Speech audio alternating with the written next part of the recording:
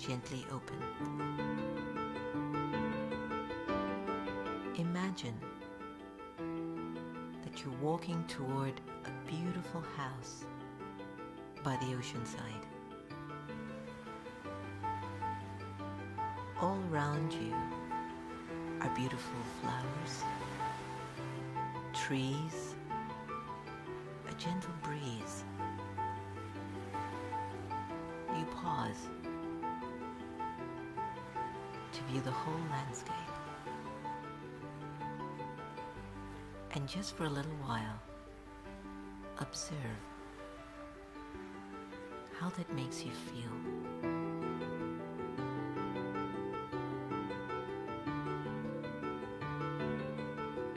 As you approach this beautiful house, carrying a gentle curiosity of what awaits inside,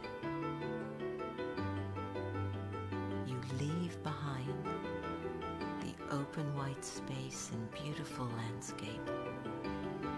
You leave the gentle breeze behind you, knowing that it's okay.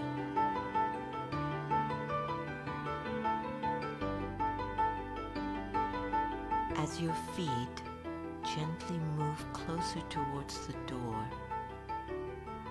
you notice your hand moving towards the doorknob, turning it slowly. You enter the house, and upon entering, you enter your deepest inner being.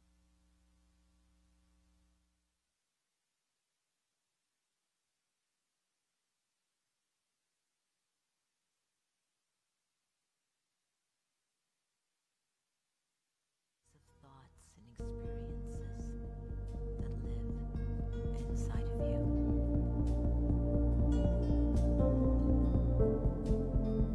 Allow yourself to just take another deep breath. When I'm in touch with myself as a spiritual being rather than my name, my physical form, my external identity, the profession that I have, my designation, etc., in that spiritual consciousness of being that being within, I'm in touch with my own conscience. My conscience is awake and alert and is able to give me guidance. And for most people today, it's very difficult to hear the very quiet voice of the conscience speak inside, maybe because they don't give it enough time. Because you need to let your mind become quiet, otherwise the mind is like the chattering monkey that's on and on and on. And of course, all the things that we're surrounded with, all our devices are adding to that non-stop flow of information. And there isn't a moment just to stop and be still and ask myself the question, should I not? And because we're missing out on that, then we get pulled into whatever becomes the social norm.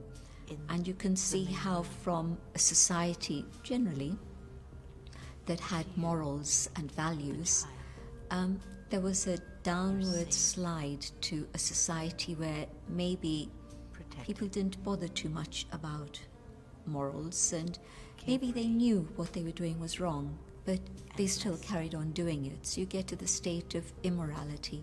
But then you get to a state of amorality, which is quite normal nowadays, where people will say, oh, don't even talk about morals anymore. So amorality, where morals don't have an influence on human life and policies and the way in which things are going. And so definitely the moral compass, the conscience, awakens through silence, through spirituality, knowing myself. And that's also the guideline that gives me the principles on which I work within my field of expertise, my profession, the policies we create. You see some of the debates that go on in the world, and there's a long list of them. And we're not really looking at the values that are innate to human beings. And so we're going totally against that in so many different situations. Maybe it's a question of building more and more casinos. Maybe it's the question of lowering the age of consent. Maybe it's the issue of racism. Maybe it's all sorts of things like this that we're having to deal with. But ethics and values are connected with the spirit within, and spirituality means exploring my own being within. And so yes, definitely spirituality allows the awakening of the conscience, the moral compass, and to allow ethics to come back into our lives and public life also.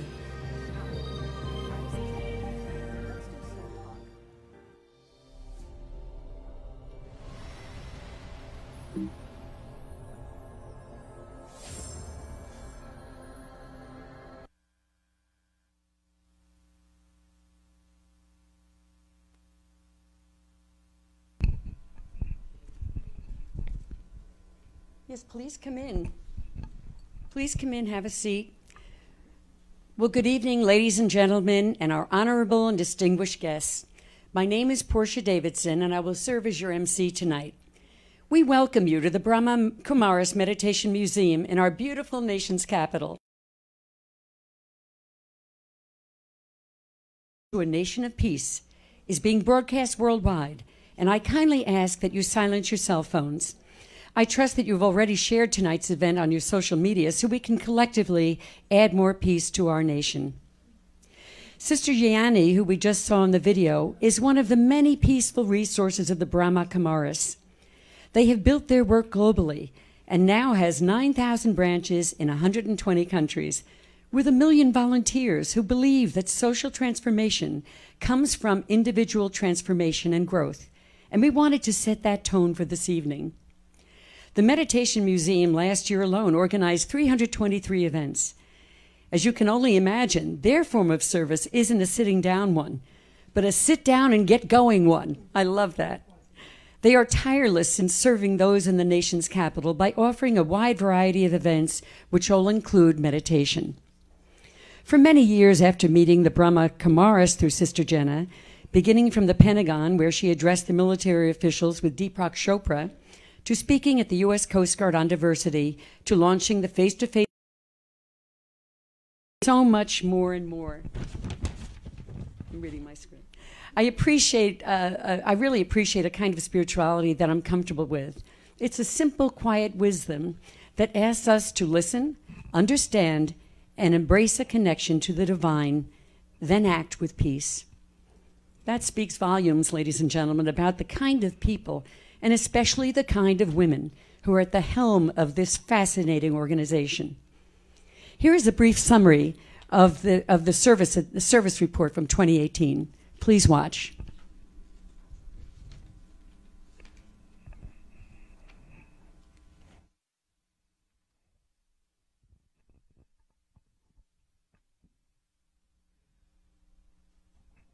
Our service report.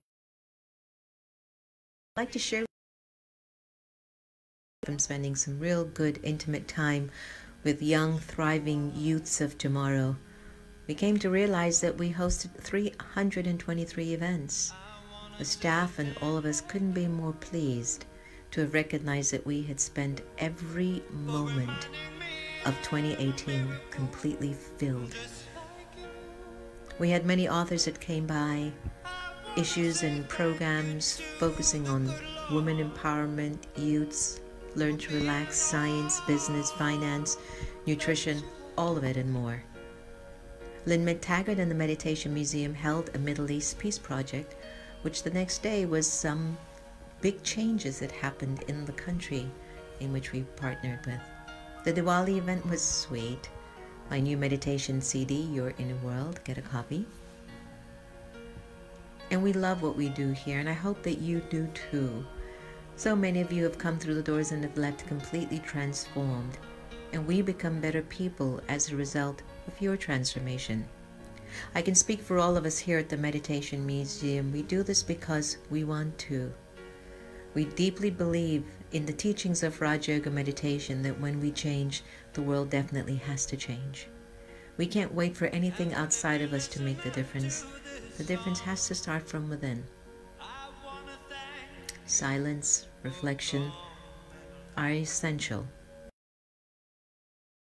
Retreat held its 5th retreat in Mount Abu, India, where we collaborated with the Peace of Mind retreaters, and we had a wonderful time, especially meeting Daddy Jankir, who's 103 years old.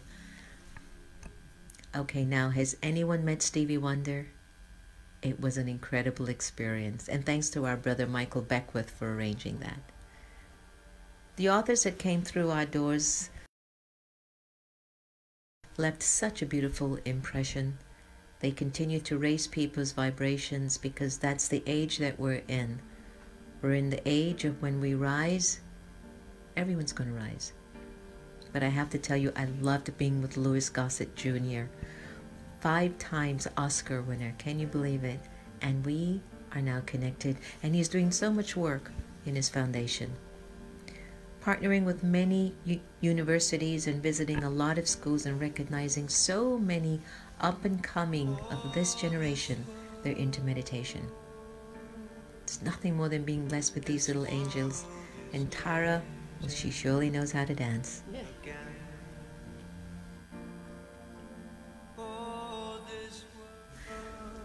And our visit to the White House this year was quite interesting. Dance and meditation. Friends and visitors passing by. We love people. We love service.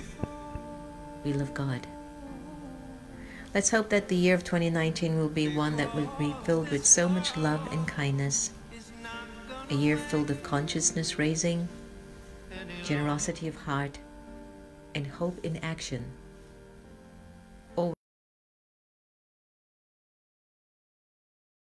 Person that you come in contact with.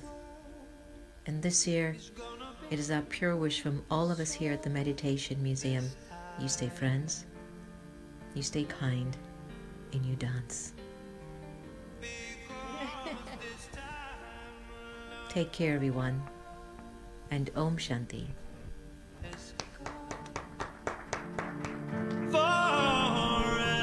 Bravo. It was wonderful.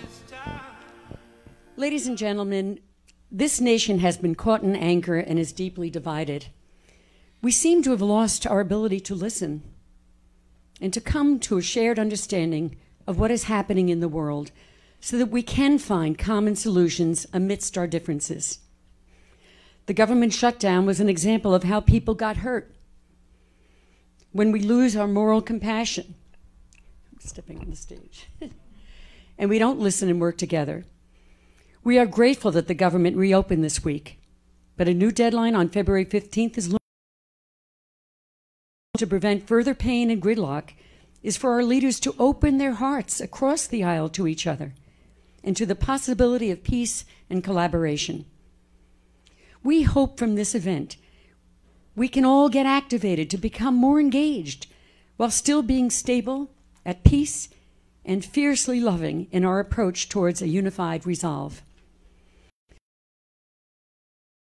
Like this can help us to reflect on our own lives and help us to mend or better understand what tools are required to empower and build relationship with others. We have a meaningful program planned for you this evening with special guest Congressman Jamie Raskin, who is one of the congressional members with Speaker of the House Nancy Pelosi, who signed off on the bill to reopen the government. We eagerly await his presence tonight as we move forward into a nation of peace. And our partners hosting tonight's event are Deborah Green, the peace traveler and founder, CEO of liveamoment.com, and John Marino, Executive Director of the Love Button Global Movement.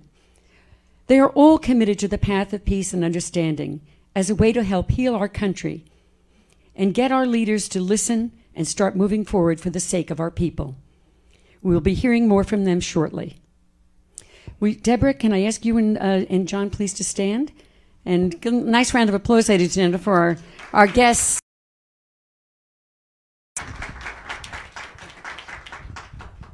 Thank you so much. We appreciate you so much. And now, ladies and gentlemen, it is my great honor to introduce Sister Dr. Jenna, who is a spiritual mentor, author, radio and TV personality, renowned speaker and founder of the Meditation Museums, and someone I'm proud to call a friend. She was always there when I need her. For decades, Sister Jenna has demonstrated an extraordinary level of improvement in the quality of lives of people, ranging from heads of government to children in villages. She's traveled to over 90 countries where she continues to provide practical life tools and solutions that empower people to foster and build stronger relationships. Her wisdom, peace, humor, and authentic way of being are expressed through the variety of initiatives she and her team of Brahma Kumaris members spearheads for youth, women, governments, and communities. Worldwide initiatives. Again, an amazing achievement. Sister Jenna spreads her compassion for humanity also through her syndicated radio show, American Meditating Radio, a podcast you can listen to on Spotify, Apple Podcasts, TuneIn, and more. She has spent her entire life working to create positive change in the world and improving the lives of others by creating personal and global peace through spirituality and the teachings of Raja Yoga meditation. She serves as one of the evolutionary leaders in service to conscious evolution and was selected by Empower a Billion Women 2020 as one of the 100 most influential leaders of 2015.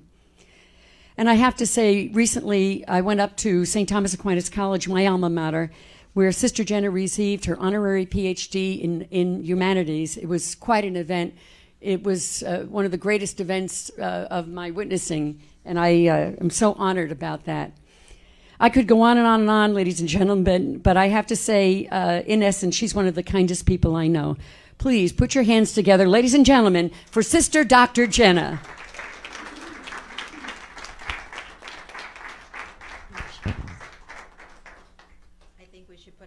Together for Portia Davidson. She's amazing. Oh, thank you, thank you. Portia and I have known each other for about, 15, 17 years? Yeah. And we bumped into each other when I was giving a lecture at the Pentagon for the military members when Deepak Chopra and I were speaking. And remember what you told me? Yeah. Nobody could understand what Deepak was saying. That's right.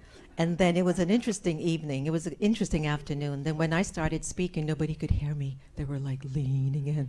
What is she saying? So it was a really lovely night. They were all senior executive and flag general officers, all of them from all the joint services. And it was a special forum.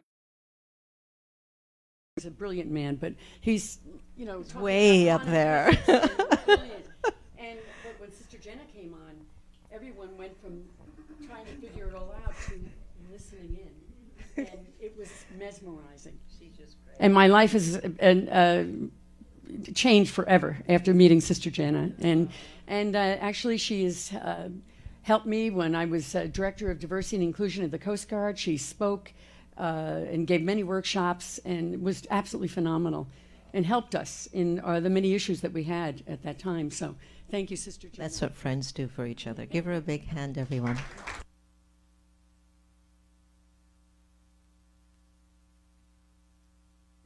Well, I'd like to take this moment to just basically ask us just to hold 30 seconds of silent reflection for our friend Jesse, who got attacked yesterday from the TV series The Empire. And we don't know what's the story behind it. It's not important. But right now I know that he's just in a lot of pain. And we would like him to know that we remember him.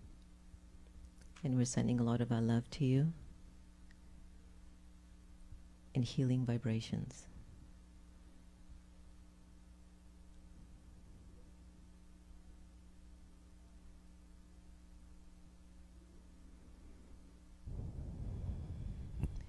Om Shanti.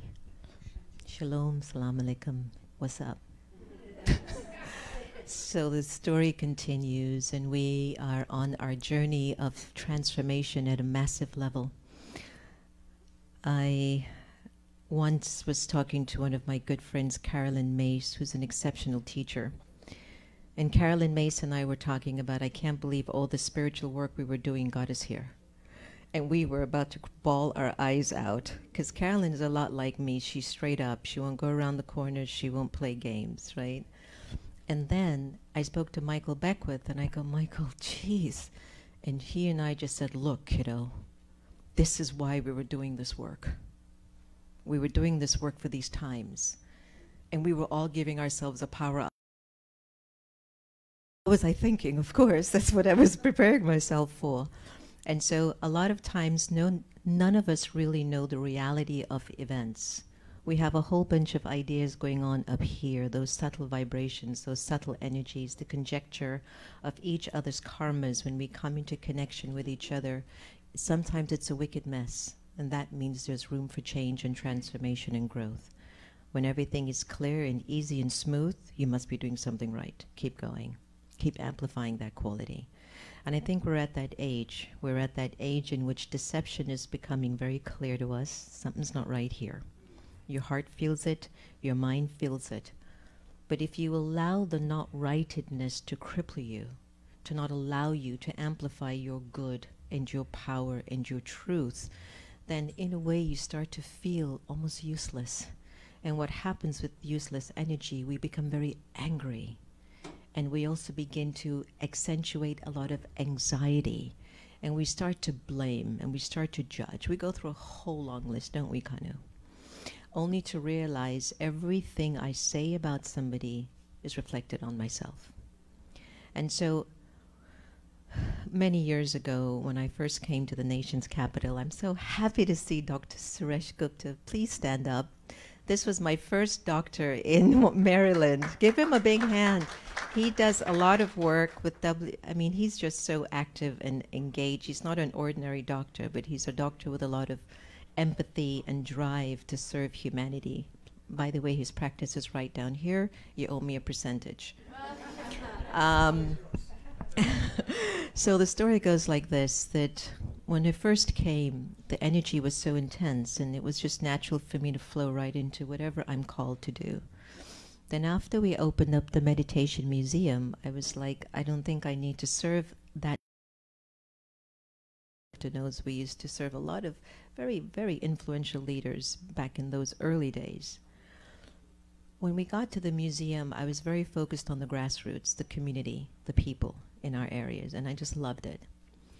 And a few months ago, it became even more clear that there's a call to begin to do more service in this particular area that's in the leadership. I didn't think about it. I was invited. And as much as I was invited to go to the White House and meet with all those top execs, I was like, I don't want to go. And it was 2 days before I entered into the people's house. I sat in my meditation room and I said to God, I don't want to go. And the whisper of God's tone is, it needs your light. Please go.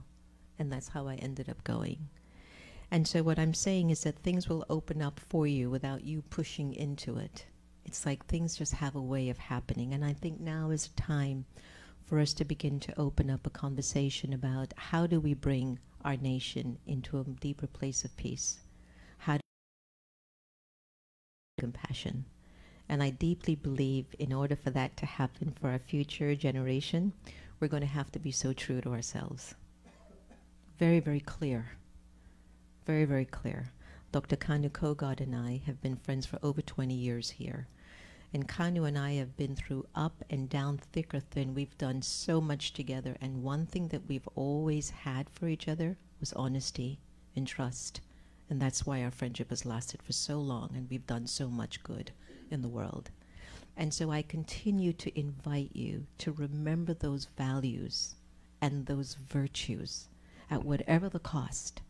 Don't give them up. They're essential in bringing together our nation for more peaceful resolve. So let's start with that meditation for our nation's capital, meditation for our people's house. And in this meditation, there'll be images for you to just gently rest your eyes on and just follow the meditation that I think this one's E pluribus unum, or we the people, I'm not sure. But as it plays, and as you just reflect with your eyes gently open, looking at our country, looking at the people's house, looking at the hill, vibrations, really inviting them, open your hearts now. Open your hearts to a nation peace. Next today.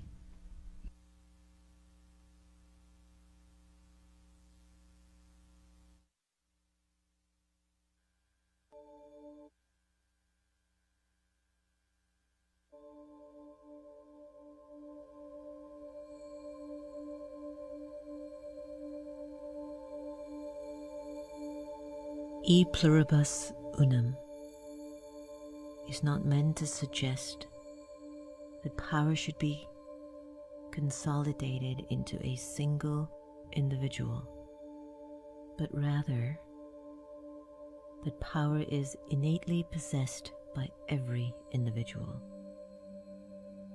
which makes up a single collective. In this meditation, I gently allow my thoughts to become aware that each and every thought is a part of a collective community inside myself. When I choose to nurture thoughts of peace and abundance, I generate safety around me and for others to experience. I'm a part of a collective, and what I think, feel, and do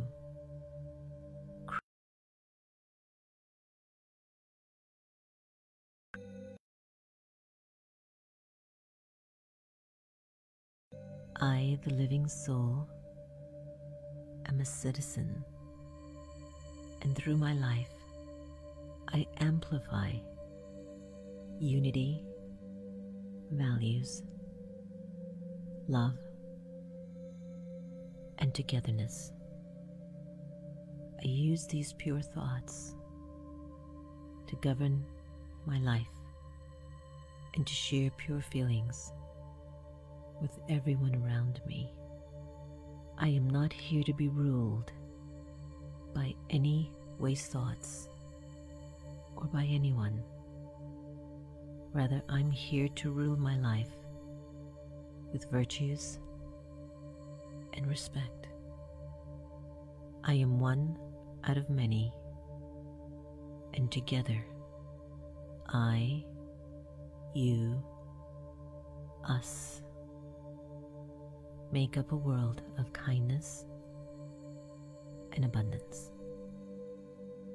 Let me sit in this pure meaning of E pluribus unum.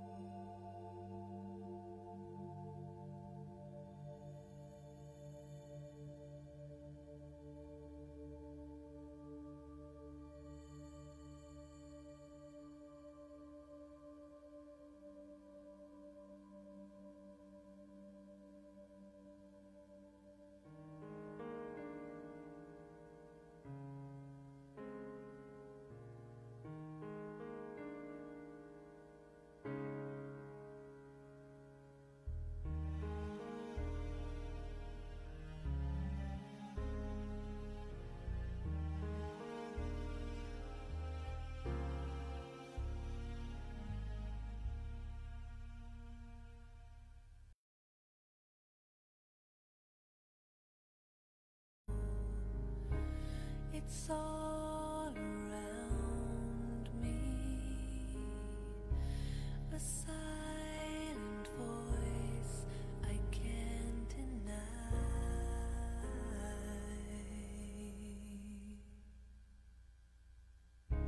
A mother's arms, how they surround me.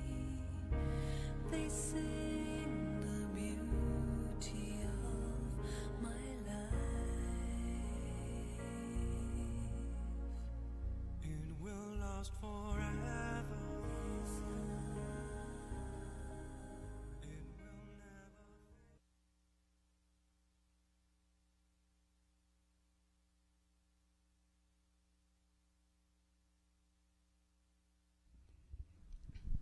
Thank you all very much.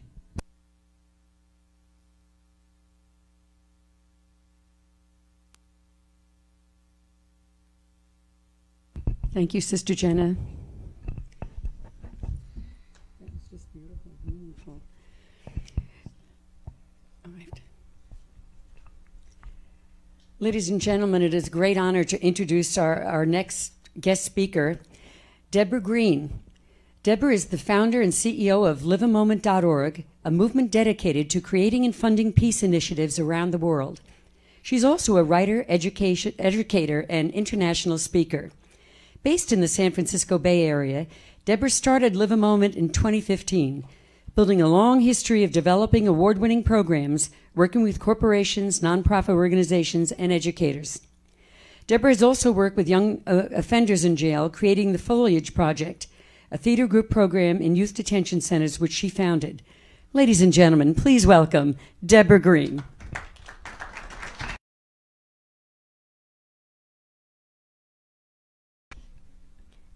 Thank you. All the way up? Am I good here? Okay. Feel good. How did that feel? That just felt so right. That was such a beautiful way to begin. And I just want to thank Sister Jenna and this wonderful organization.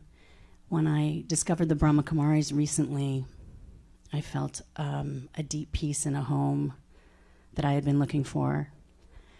And I looked into different eyes of the sisters and the people who work here, and I remember thinking, I'm from California, so that's where so it's beautiful, so that's great. But, and I looked at them and I thought, okay, what did they got? What did they know, right? And I think the beginning of this evening is really exactly the center, is what they know, right? Is the thing that we're all working towards. So to begin with, I'm just going to actually just start by showing a video that's already up from work that we did this weekend. We have toured all over the country. We started the summer before the election in 2016. 5 months on the road in an old Saab and 10,000 miles around the country. We hit 40 states and interviewed hundreds of people about their state of peace. Now more than ever, I want to know, what is our state of peace? Today, instead of the State of the Union, what is our state of peace?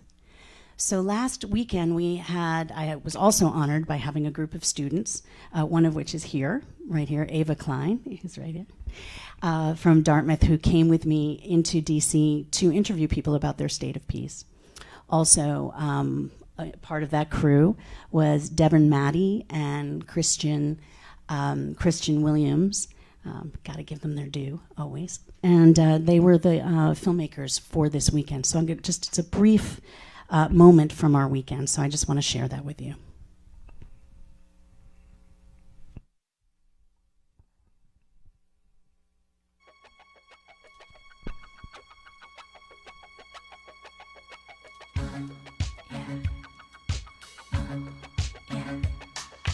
It's hard enough to go from A to Z, mine is tripping without the help from someone else.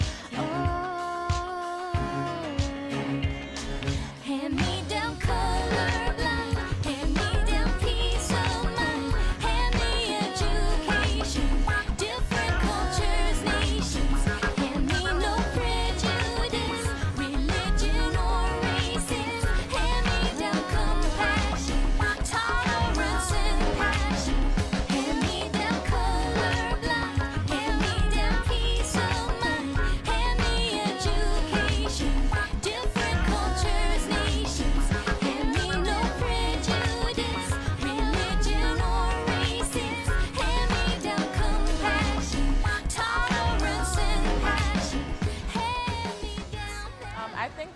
pause would be a very good idea, especially beginning off the week.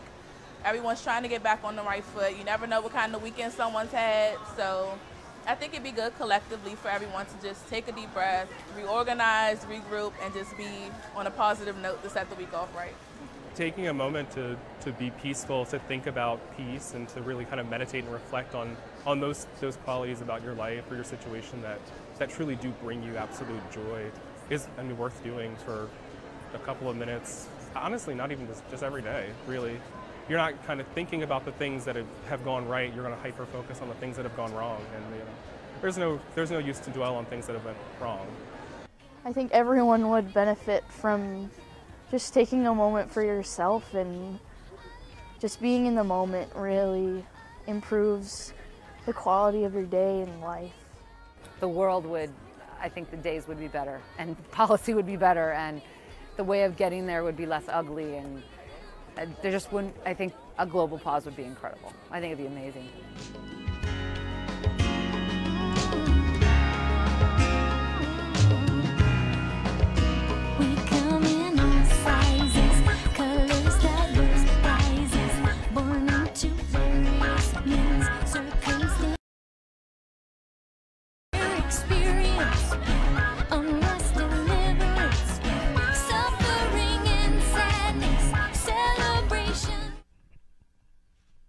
So once again, thank you to the Dartmouth students who have been a part of this. And we'll be heading back on the road. I love being on the road interviewing people. My friends, I'm going to tell you a little story about that and then get to the global pause, which is really what's important right now that we're working on.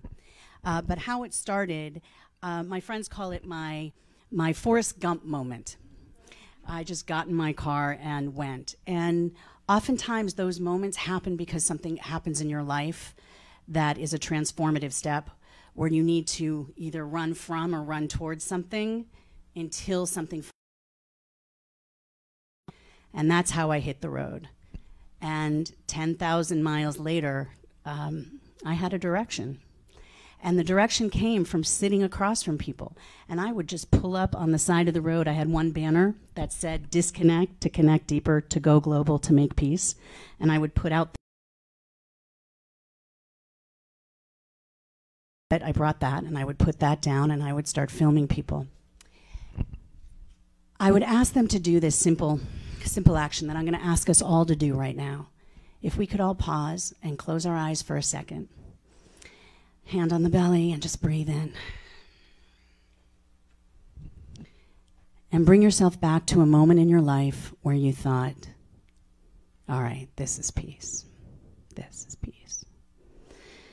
And totally feel that on your body and around you. Breathe it in. Slowly open your eyes forward.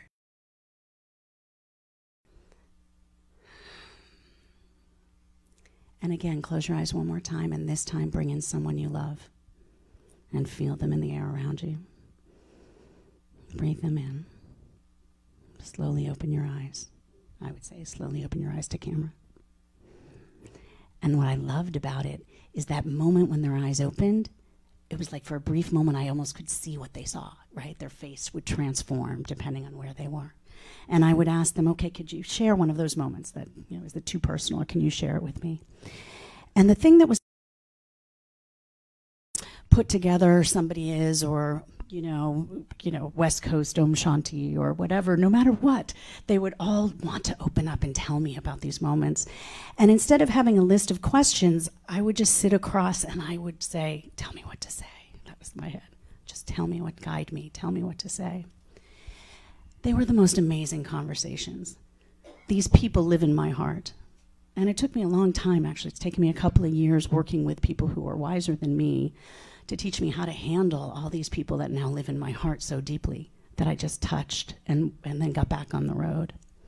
And what I discovered was a couple of things and became the base of the work. 3 facts. We are more alike than not. There is more love than hate.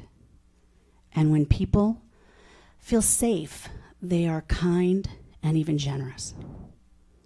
And sitting across from the bigot, I discovered even the bigot wants to be considered kind among his own people. And that's my in. And I've done that. I've sat across from somebody who didn't want to talk to me, and I'm Jewish, and I just, again, tell me what to say, tell me what to say. And I could see a twinkle in his eye, and I said, you know what, if you really don't want to talk to me, and he looked at me, and I thought, it could go one of two ways here. And he kind of looked at me, and he said, okay, yeah, I never met anybody who's Jewish before. And he and I had one of the best conversations that month. And I learned about my own bigotry. What was I thinking and putting onto this person, right? So we have hundreds of interviews of these people. And now we're going on, and 2 years later, I'm thinking it's time for us to look at our state of peace again. Where are we 2 years in? And can we have a deeper conversation simply by remembering I breathe, you breathe. I feel, you feel. And start from there. And I'm so honored that I have the opportunity to play with some of these amazing organizations, Love Button and American Meditating Radio and Pathways to Peace, who started the International Day of Peace. So let me bring it around to the global pause and what that is. To begin, Pathways to Peace started, 30, 40 years ago with the United Nations, the International Day of Peace? John MacDonald, and it was 35 years, somewhere around there, a long time ago. Last year, over 940 million people took part in events around the world. That tells me there's a need, there's a desire to create a greater peace. And what does that mean for us? And right now, people are saying, Deb, we're falling apart. And I say, no, we're not falling apart, we're deepening. The carpets come up. We keep tripping over everything that we keep putting under the carpet, right? It's now a big bulge under the carpet. Now the carpet's up and we're looking at it and going, oh, is this who we are? Is this what we're about? So the goal is, with Pathways to Peace, along with all these other wonderful organizations here, what if we paused? What if we took a daily pause like we did on International Day? What if it was a cultural norm that we looked at the clock, it's noon, and we paused? Considered best self versus self-interest, just for a moment.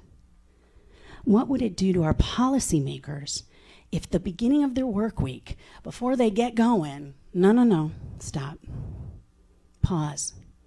And guess what? Your constituents are going to pause with you to help remind you that there's something greater with each of your decisions. So that's where we're playing on the app that you see. It's a little card that says Live a Moment app. Here you go. Do you have 3 minutes for your world peace? How that started was after 9/11. Again, I guess I've always wanted to have a camera in a car because I did it after 9/11 as well. But this time I just went up and down the West Coast interviewing students. And one 12-year-old said, world peace is too big for me. You can't handle it. I can't handle it. Why does everybody say the next generation's going to handle this? And that hasn't worked for a while. And I looked at him, and in the moment I said, what about 3 feet of peace? What about the 3 feet around you? Isn't that your world? This is your world. Can you create a peaceful 3 feet? And I'll be responsible for creating my 3 feet of peace. And maybe we'll start having better conversations 3 feet by 3 feet by 3 feet. So that's where this began. And then I discovered 3 feet with the heart math that actually your heart actually emanates out that far. Like, this is an energetic quantum leap that's doable, that we can actually do. What the app allows you to do is set an alarm, take a moment. Let's collectively take a moment, top of the hour on Monday mornings, the global pause for Congress. So we're going to do it all over the world to help assist them to remember, pause before you get going. The thing that's really wonderful about it is when you're done with the moment, I love those people. There were some of the people on the road. One of the things that it allows you to do is it allows you to plug in 3 words of how you feel. So it's not just taking the moment. You then are actually considering, how am I feeling? And plug in 3 words, and it maps out how many people and where have the same feeling as you do. So now you're looking from an empathetic standpoint. Okay, this is how we are. Here's the aggregate of how we are around the world.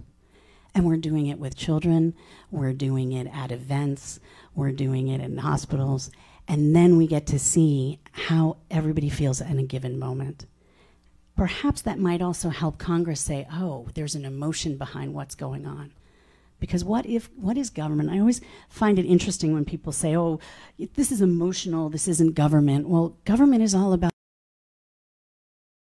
is to make sure that we have the ability to live good, peaceful lives. Policy is all about that. It's all about emotion. You can't take it outside of it. It all is collective. So I want to make sure that everybody, perhaps we'll have a moment to do this later, and we can talk a little bit more about it later. It's on the iOS store, and it will be on Android coming up. And perhaps we could get on, and at the end of tonight or at some point we can get on and actually take a moment.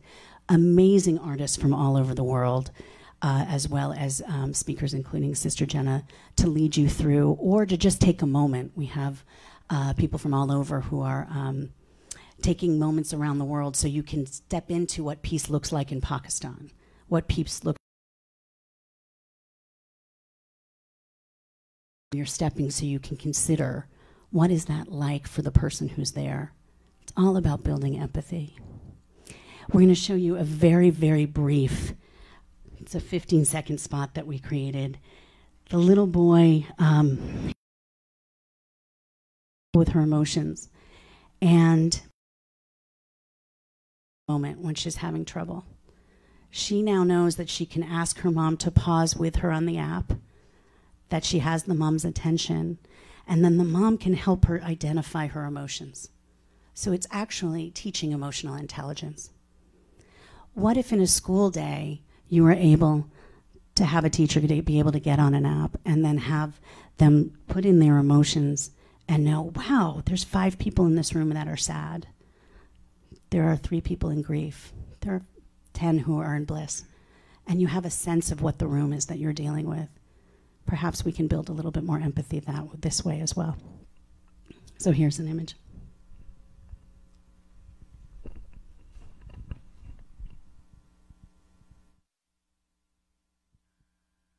I feel peace. I feel love. And I feel calm.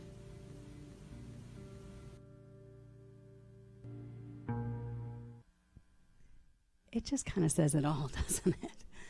The ability to do that. And there was a gentleman, kind of a head of industry guy, who called me and he said, Deb, my emotion's not on the app. And he was all upset with me. He's like, oh, and then, well, actually, it fits between this emotion and that emotion. And he went on and on and on. And then he stopped and he laughed and he's like, that's why. He said, I have talked more about my emotions in the last 5 minutes than maybe I ever have in my life. And I said, that's right. Rather than mad, happy, sad, glad, those little pieces of us understanding the little pieces of these different words actually help us understand each other more. So do get involved and let us know how you want to see it shift as we move it forward. I would be honored to hear more from you as well. And again, thank you, and thank you for this time. And do sign up for the Global Pause, and we'll let you know how it's going to connect to moments to get us all on the same page at the beginning of the week. Thank you.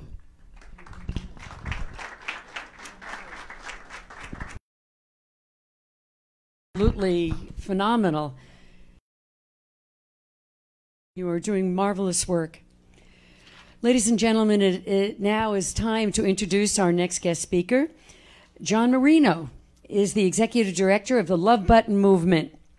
He previously served as the Staff Director of the Italian-American Congressional Delegation, a bipartisan group of the United States Senators and Representatives, and liaison to the White House, Department of State, and other government agencies. John is now inspired by the Global Love Button organization's mission to spread loving kindness and compassion. During his tenure at Love Button, he strives to advance the organization's vision to create a culture of love, Ladies and gentlemen, please welcome Mr. John Marino. Thank you, John. Thank you. Hi, everyone. So grateful to be here. It's a deep honor to be around such a great group of people. And Deborah, let me just say that was a fantastic presentation. We're honored to be a partner in this work you're doing. So I also brought a card with some information about the Love Button Global Movement, a nonprofit. We're going to see a film in a moment, which actually does a very good job of giving a summation of what we do and who we are. But first, let me just say, you know, I'm so grateful to be here. It's a privilege to hold a moment of love for our Congress with you all.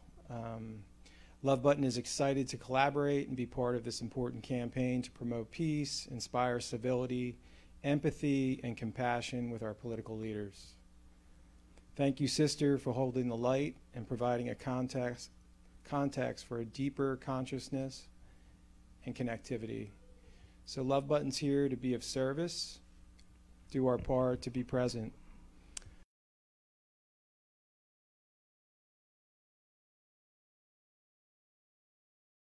By inspiring our human family to act with loving kindness in their daily lives. To also pause and love. We wear a button, as you see.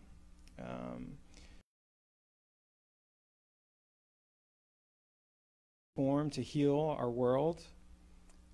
The organization has a number of programs that support educational, humanitarian work, that empower individuals with communities locally and globally. We also promote spiritual and emotional wellness. The button, as you see, for us, it serves as a reminder each day to pause in love, to act with loving kindness, to be compassionate. It's pretty easy to forget to do that. Just drive a few blocks over to the Beltway, and when and so it's a symbol, it's a reminder, and we deeply believe love is powerful. It unifies us. It has the ability to heal us and heal our planet. It's universal and it connects us all. And as our Love Button ambassador, Chris Martin of Coldplay, says, we are all in this together, and we deeply believe that. We're all connected. So we encourage you to join the movement, be a part of lovebutton.org. With that, let me turn it over to the video. There's 3 clips that provide a summation of greater depth of what we do. So.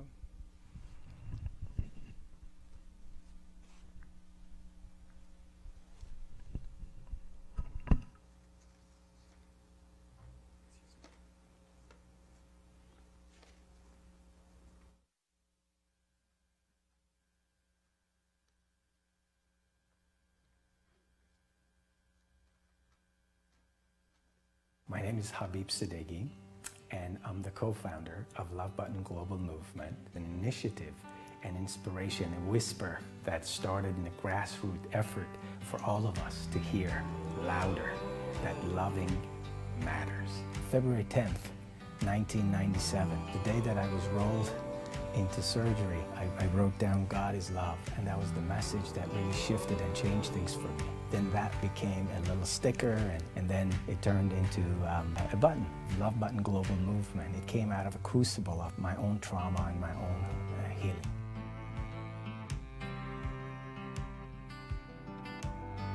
My name is Dr. Sherry Sami, and I'm one of the founders of the Love Button Global Movement. I think that Love Button has the potential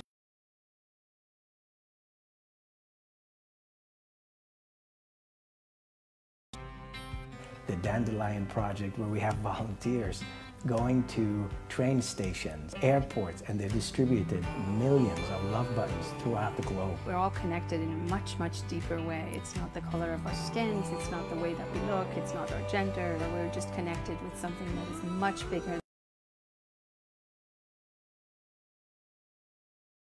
unity of one note during Super Bowl halftime a couple of years ago, where 75,000 people were holding a placard and they had absolutely no idea what it was going to do.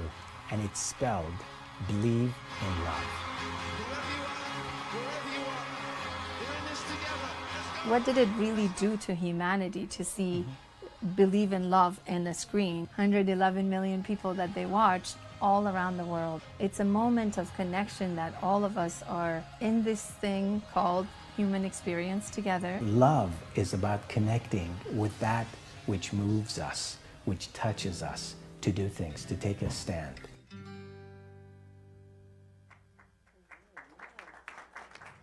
Do not be afraid of love. Like, that's something that could really change your life, change the way you think about everything. It's something that keeps you going. It's something that like makes you want to get out of bed every day. It's the littlest things that matter. I think we need unity. We all need to be in one accord. We all need to respect each other. All need to stop killing each other. All need to stop racially profiling each other. Everyone needs to stop being stereotypical. In this world, we'll grow as one. No matter what, there's always good news somewhere, and we think good news rules. This is an important one. October. October marks National Bullying Prevention Month, and today I'm going purple to take a stand against bullying. But you know what? I don't like to talk about bullies. They don't deserve our attention. What I'm wearing is what I wear every day. A love button. This little guy is a physical reminder to keep an open mind and an open heart in every moment of the day. It is a reminder that if we are all just a little bit kinder, it'll go so much farther, because no act of kindness is too small. Founder of the Love Button movement, Dr. Habib Sadeghi, says love is a cycle. We can never know how reaching out with our love will affect someone else. So this month, this year, and in this life, let's please try to just spread a little more love and just be a little kinder in everything we do. Unless we're going to have to talk about bullying.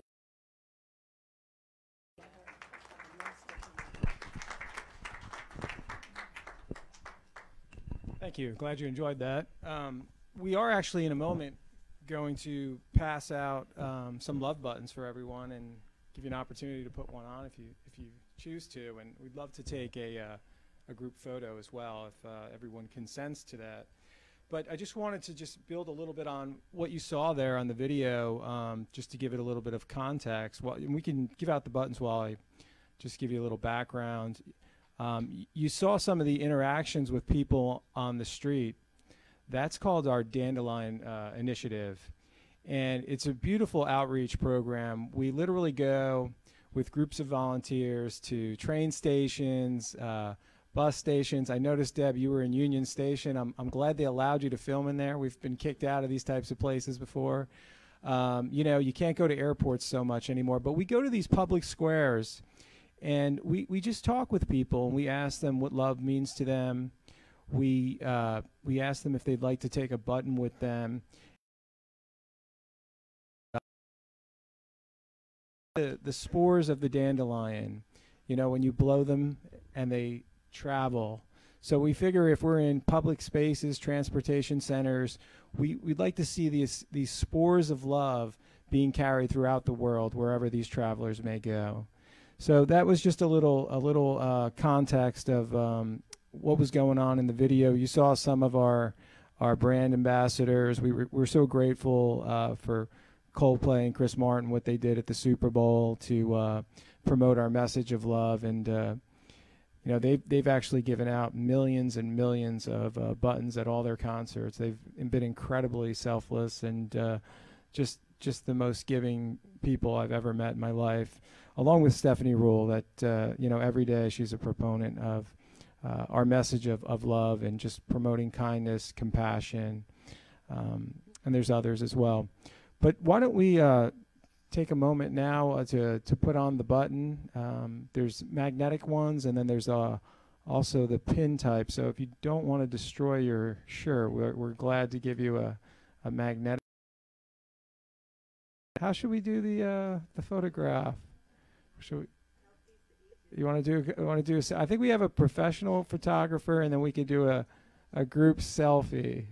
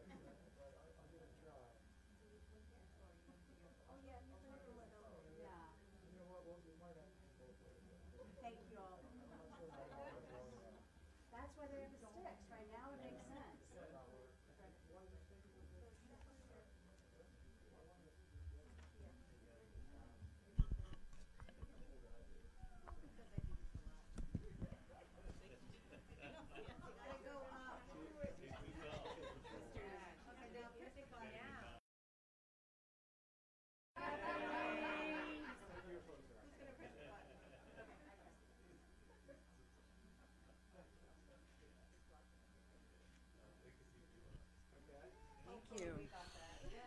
Okay.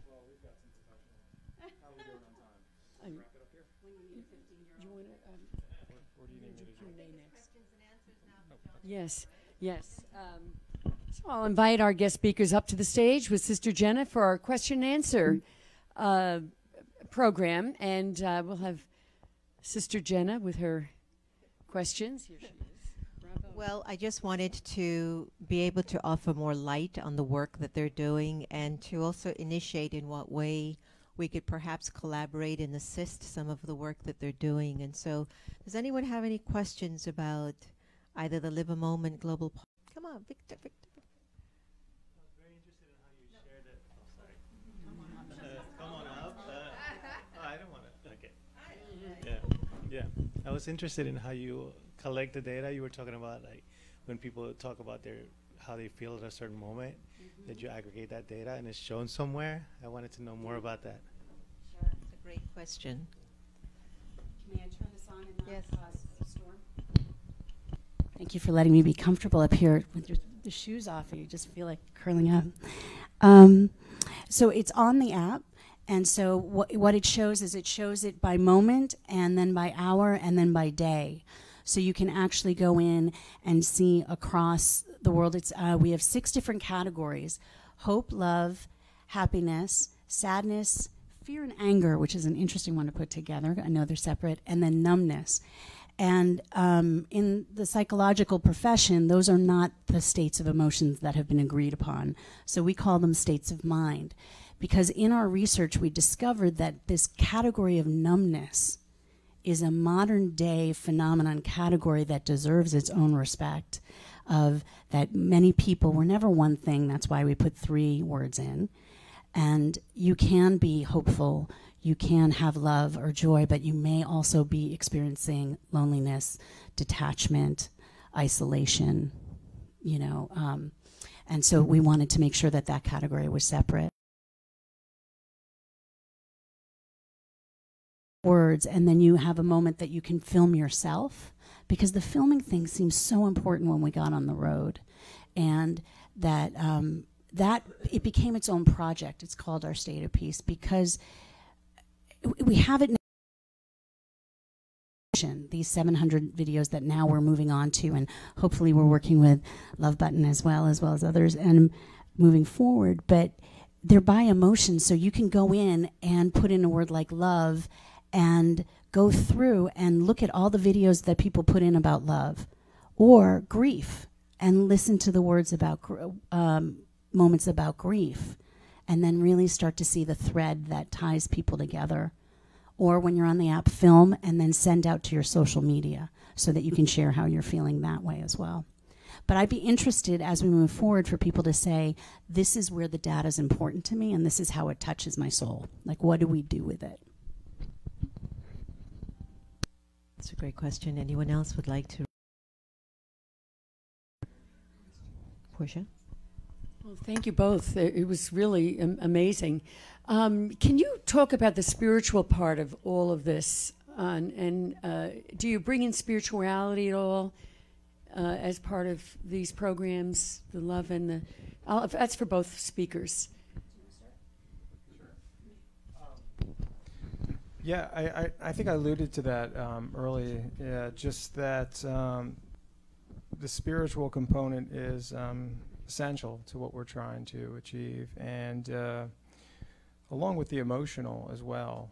I can tell you we've actually launched an integrative medicine research and outreach program that we're doing in collaboration with Cal Poly Pomona, UCLA Harbor, and Western University of Health Sciences, and promoting spiritual, emotional, physical wellness of a complete individual is critical.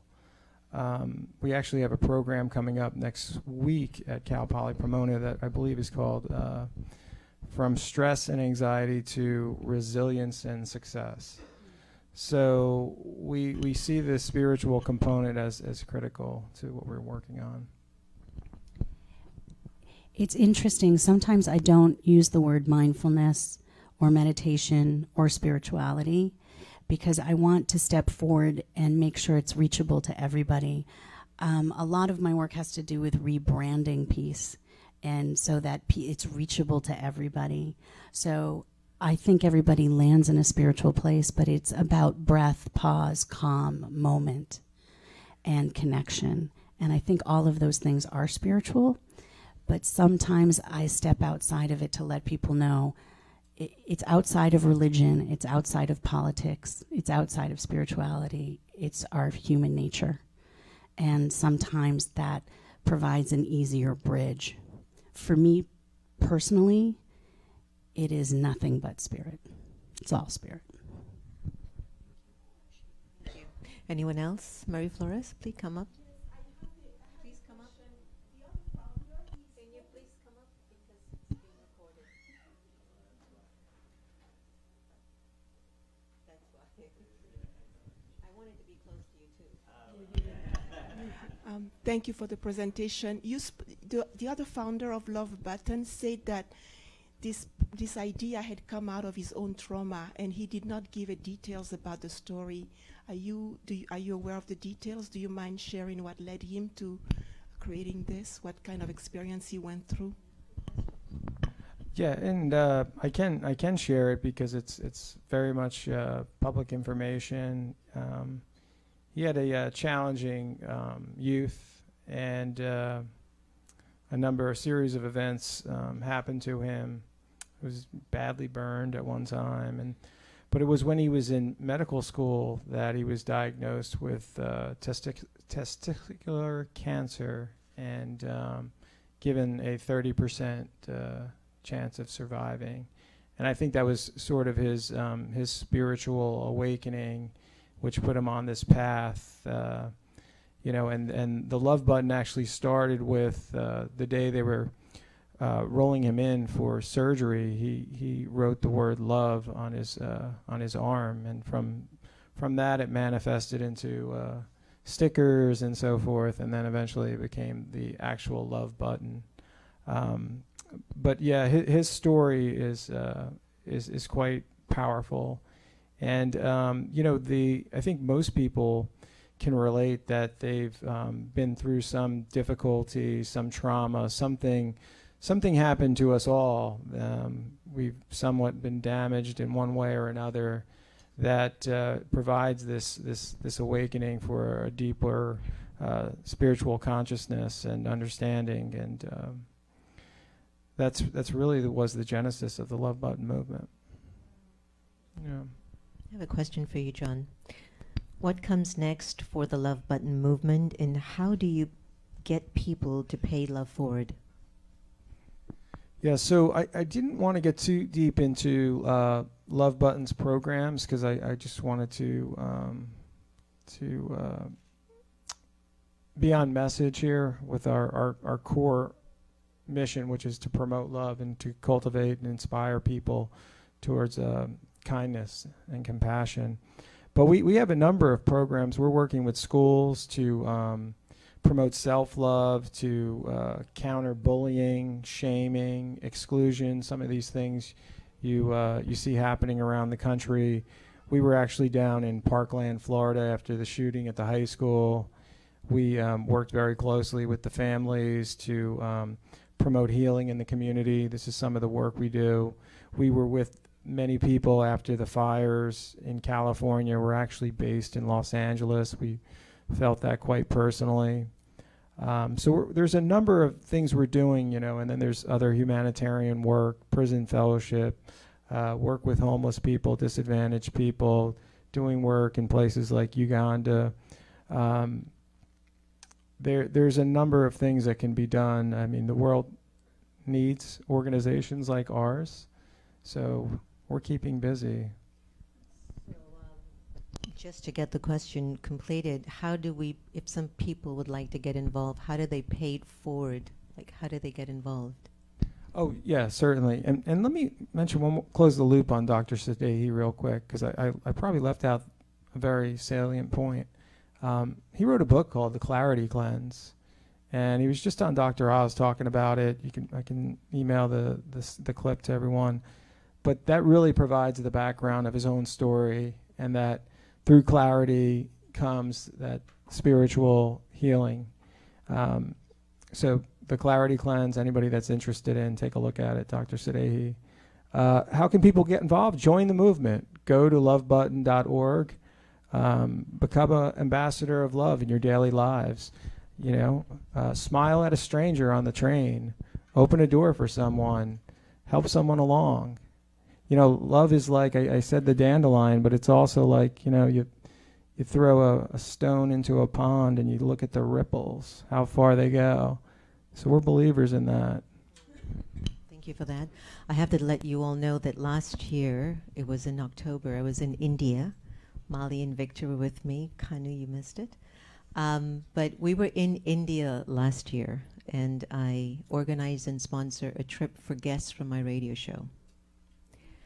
While I was there on the mountaintop in India, 2 people separately approached me. Sister Jenna, I have these buttons, and I just wanted to make sure it was okay with you. Do you think some of the participants would wear it? And I says, of course, sure. Do you have enough? Because we were 70 countries on the mountaintop. And there were hundreds, and then there was actually 18,000 of us. And then there were a few hundred at the other part. Then Marla Maples, who's Donald Trump's second wife, says, Sister Jenna, I have these love buttons. Do you think we can pass these out? And I go, sure, you too? So I want to extend my pure wishes to Dr. Fujan Zain, who brought it to my attention first, to Marla, that brought it to my attention second. But also when I went to California, Dr. Habib organized an event for me to speak at his facility called Beehive. And it was my first time meeting Dr. Habib physically. He was on my radio show, and he sent me some lovely gifts. And I have to tell you, Dr. Habib and his wife and I, the connection was so pure. It was so true. I just knew he was just a driven person. And everybody who knows me well knows I love driven individuals in my path. And that's how we ended up connecting here. This is how I ended up with the Love Button movement and promising Dr. Segedi that I really want to see what we can do with this and to move it forward.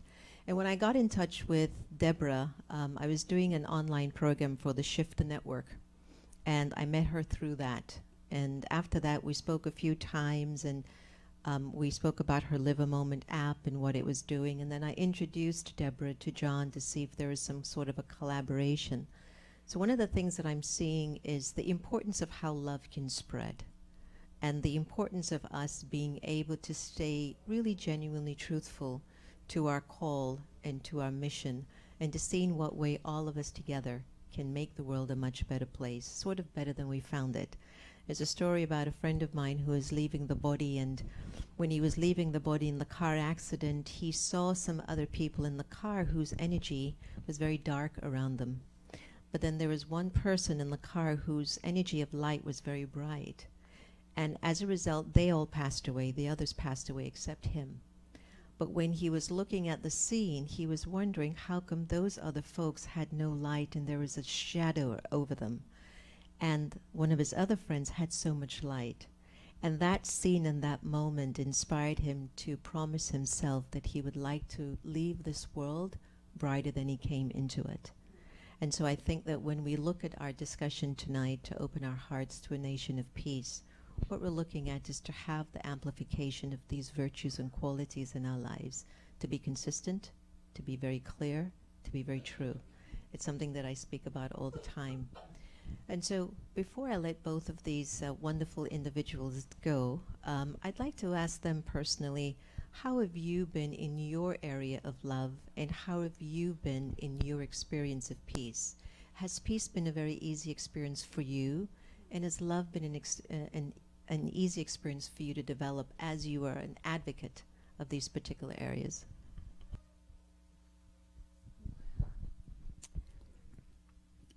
This has been a big week for me regarding my state of peace.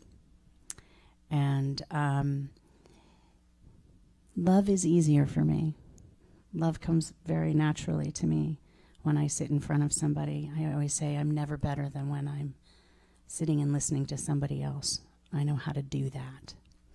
And perhaps that's why I quote, got into this business of peace. Because I think it's really important to be able to honor the parts, the dark corners in yourself, and not be afraid to see them, to know that you're a good, loving, peaceful person even when you're not feeling at peace. A friend of mine who is a very well-known mindfulness person says, sometimes I don't want to get on the app because I don't have a good emotion to put on. And I said, but that's who you are.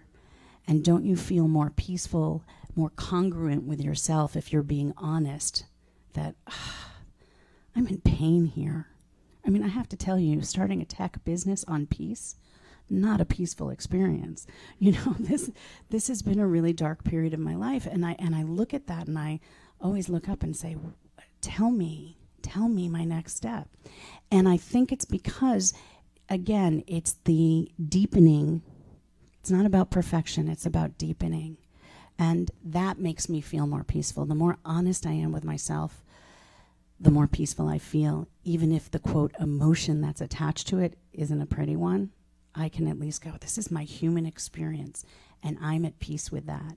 And because of some of the pains that I experienced that led me down that path, I know I can sit in front of any emotion and be okay with it. It doesn't have to look pretty. I can sit in front of anything and find the space and love in my heart to be like, okay, how is that? Where does that come from? So in that way, I think my state of peace is pretty good.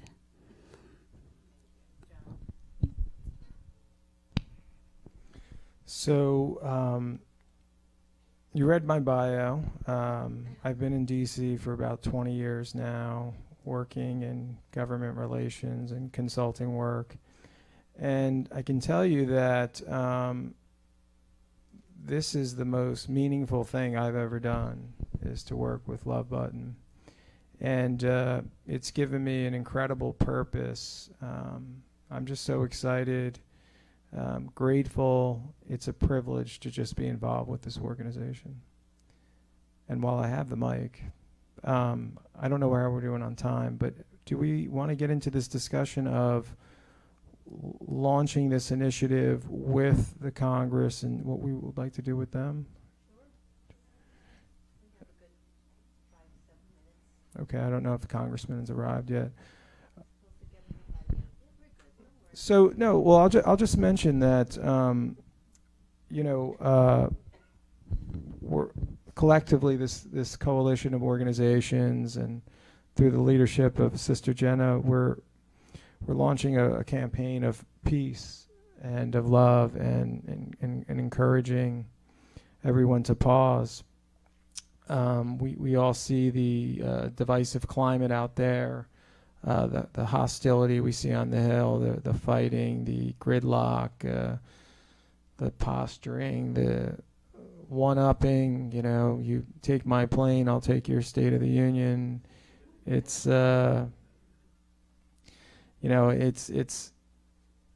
it's not a kind way to go through life. It's not a loving way to go through life, but it's also hurting us from a financial standpoint and productivity. The Congressional Budget Office just put out some numbers. It's something like impacted the economy by $11 billion. $3 billion of it won't be recouped. I think promoting a message of peace and love should resonate with the congressman and the members on the Hill. If not for them, hopefully we can encourage them to get involved in this type of a movement to better represent their constituents. So I would say, like, our goal is to try to help change the tone, have people open their hearts to peace, come together, work together, increase dialogue, diminish the division, slow down, pause, listen, look each other in the eyes. That's pretty powerful stuff, soul gazing. Be a good exercise on the Hill. There is common ground. we want to bring this energy of tonight to the Congress, launch this initiative, meet with members of Congress, inspire them. Hopefully they'll sign up for the app, they'll wear a button, and we can hopefully pledge to act with love and kindness as we go forward.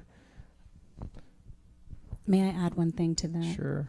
One of the things we like to say is collaboration is the new disruptor. And that's part of also on the app. It's a free app. Let people know that. But there's an opportunity to donate to all these different peace movements around the world. One of the experiences that I had with the original Women's March was noticing that there are moments that are about the action is to demonstrate. And perhaps the action now is to pause.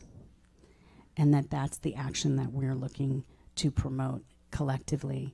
But there's also action in supporting all of these wonderful organizations so that they can continue to spread the message, you know, as you put it, by that beautiful dandelion kind of thought of just blowing it through the world. And the energy of that is monetary. So it's helpful if people donate and get that out so that people can go around the world and create more peace. So we just wanted to put that out there as well. Thanks to both of you. I thought it was important for us to get a little bit more insight into these two organizations and what they're actually offering. And so Congressman is supposed to arrive at 8 o'clock. I don't know what's happening in the back because I'm up front. But I'd like us to perhaps just have a moment of pause, and I think we're going to see a video. Is that correct? I think there's a video, right. So we're going to have a video which is all focusing on transforming anger. You know, you can't make decisions from an angry state for your nation. And again, we're going to bring back Sister Genti, who's the United Nations representative in Geneva for the Rama Kumaris and the international director. And it's just for us to really reflect with wisdom.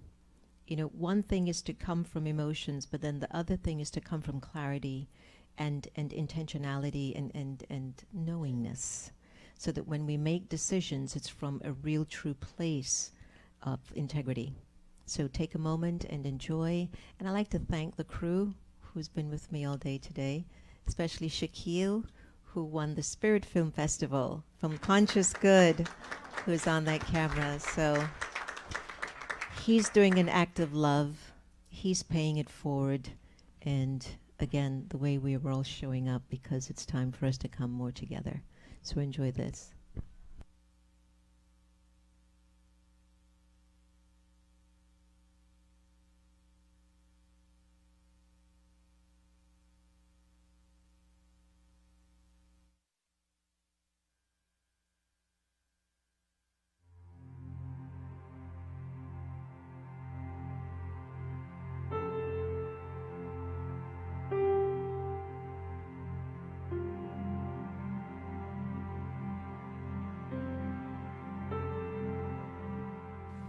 When there's anger, there's actually no possibility of changing the situation, and things get worse and worse. And I'm talking about countries, not just my personal situation. In a personal situation, the same principle applies. Getting angry about whatever it is that's wrong never removes the injustice. Things just get more complicated and worse, and two wrongs don't actually make a right. That's also pretty clear. And in a country situation, think about Mahatma Gandhi and how if he had reacted with violence, there's no way that there could have been victory. And India would still be, maybe, in the condition it was 50, 70 years ago. But he decided to follow a different path.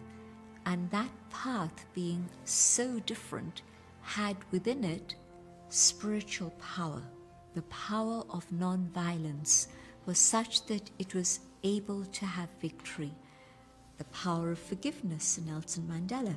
And again, it was able to shift the whole scene completely. So history actually has shown us examples of how when you're using the power of peace and the power of nonviolence, things make a difference. And if you continue to have a war and another war and another war, well, we'd still be fighting.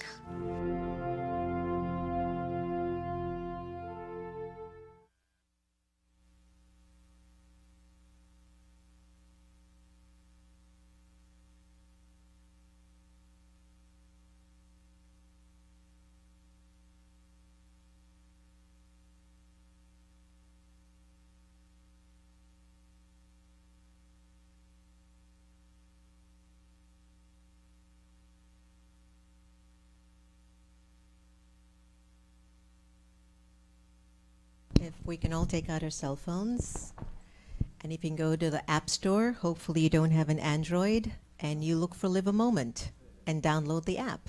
And that will give us some time to at least prepare for Congressman Raskin to show up and engage in the practice in which Deborah has invited us to do.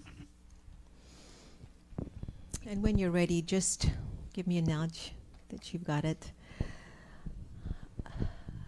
Last year, the production that you saw was hosted by Think Real Productions.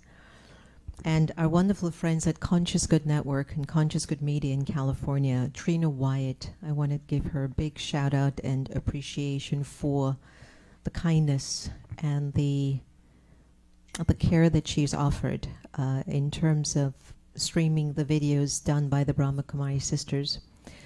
And I don't know if you've seen Soul Talk. How many of you have seen the video footage of Soul Talk yet? My conversations on the Hill with members of Congress.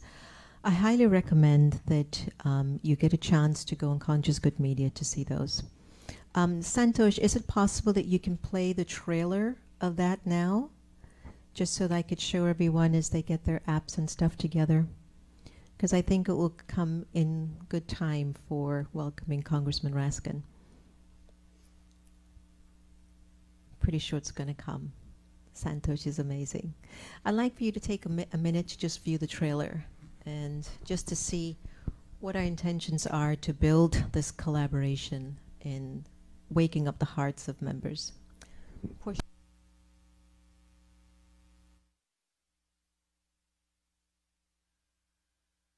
Here in America, many of us still believe in the American dream.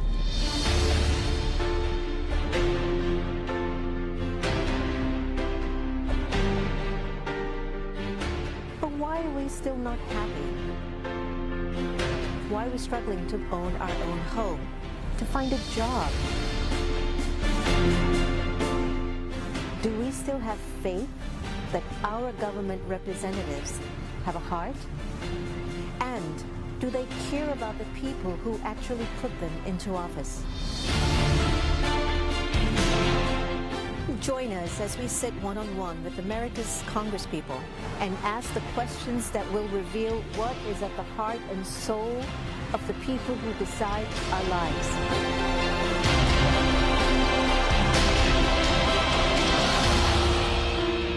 Hi, I'm Sister Jenna. Let's do Soul Talk.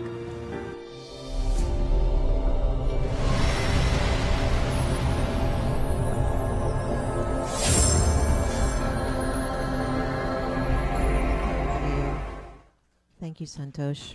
Thank you.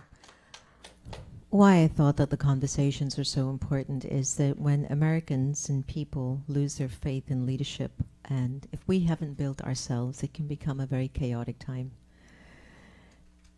And so maybe my thoughts and feelings of this evening is to invite us to think about in what ways are we planning to strengthen our own lives, which means on a regular basis. To what extent am I willing to be truthful enough with myself to observe the thoughts that I'm having, the words that I'm speaking, the choices that I'm making, the commitments that I make? And what I've been observing about the times that we're in, and it's a word that a lot of people tend to say to me, don't use this word, Sister Jenna, don't use it. But I love this word, sacrifice. Because the way I look at the word sacrifice isn't from a religious text. For me is, what are you willing to give up that you like for something bigger and better? And I find that when I look at the word sacrifice, I more look at things within my own nature that I want to surrender. I'd like to give up impatience. I'd like to give up these qualities, these ideas that are not the most inspiring ways of expressing myself. And I feel that when I can sacrifice that for something bigger, something good always comes out of it. And so it's really my pure privilege that we are hosting this conversation this evening. And I know that it won't be our last. I'd like to also give a shout out to Andy Shalal and the work that they're doing at Busboy Poets. Every month they'll be hosting a conversation with a member of Congress, talking about what best way can we step up and come forward. And right now I feel that it's not about just pushing the mantle or just throwing it on leadership. It's really us. Each and every one of us right now in the world have to step up by stepping in. And I believe this with my entire being. You know, when my great-grandfather of the Brahma Kumaris began this movement, I'm so certain he had no idea 80-something years later it would have built itself to what it is today. And I believe movements like the Love Button movement, when you look at Dr. Habib's message and you look at Deborah's message and you look at so many people in the room, Portia's someone who has done so much work in the government, and I can only tell you what's going on right now. It's hurting a lot of us. But we need to get out of the hurt and begin to do something more than be empowered. I also want to acknowledge Mali and her husband Victor, who have started a fantastic program called Nebula. Nebula is bringing together 3 pillars of community, spirituality, and civic leadership, and ways in which we can come together as a community to work more, to build more. There's a lot of good in the world, but we just have to look for it. We have to find it. So if you'd like some more information about it, please check them out. It's so important that we share each other's goodness, because we need to have more good on our planet by first having good within our own hearts. So I think he's here. Is that the signal? And we'll bring him on. Is he here? Yes? Okay, good. Very rare a member of Congress is early, so we have to give him a big hand of applause when he comes on.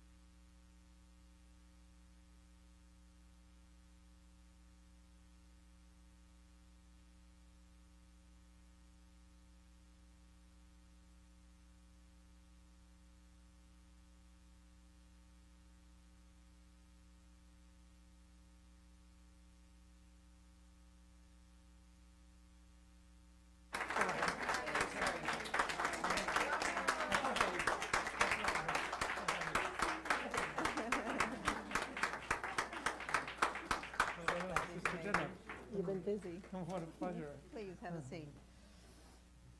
I was just, here's your mic. Oh, well, you don't need a mic. We're good. We're good. You have your lapel. I gotta unmute myself.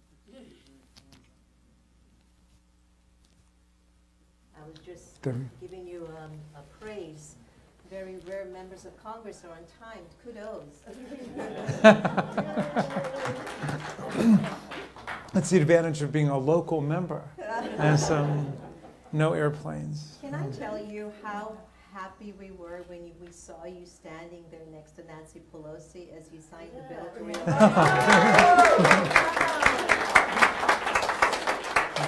Well, I was pretty happy too. That was a long 35 days. I bet. Very tough on our people, you know. Yeah. We've got tens of thousands of federal workers and lots of small business contractors who work with the government. It was a very tough thing to do and totally counterproductive, you know, and it cost us billions of dollars in money, and it was such a demoralizing thing. Yeah, it was a rough period, and I don't think it's over, but I'm glad you're at the helm. But let me do a little introduction of you first, so I can get rid of that part. So close your ears. Okay. My mic is on, I think. I just maybe I'm not speaking up. There we go. Okay, how's that? Better? Yeah. All right, so ladies and gentlemen, we have the wonderful Congressman Jamie Raskin, who proudly represents Maryland's 8th Congressional District in the U.S. House of Representatives. Yay, 8th District! So the district includes parts of Montgomery, Carroll, and Frederick counties. He was sworn into his second term at the start of the 116th Congress on January 3rd of 2019. Congressman Raskin is a returning member of the House Judiciary Committee, the Committee of Oversight and Reform, and the Committee on House Administration. He is also a new member of the House Committee on Rules, and he is the chairman of the Oversight Subcommittee on Civil Rights and Civil Liberties, vice chair of the Judiciary Subcommittee on the Constitution. What I love most about him is the fact that he's a graduate of Harvard University. Wow! And Harvard Law School. And for more than 25 years, he's been a professor of constitutional law, so I can only imagine the dreams you're having. Oh my. So he's well, one can dream. So he's been a professor of constitutional law at American University's Washington College of Law and has authored several books. Prior to his time in Congress, he was a 3-term state senator in Maryland, where he also served as a Senate Majority Whip, and he quickly earned a reputation for building coalitions in Annapolis and delivered a series of landmark legislatives. Of course, again, we welcomed you with a standing ovation, but may I ask everyone to stand up again and really give him a warm welcome. He's an awesome guy. Thank you.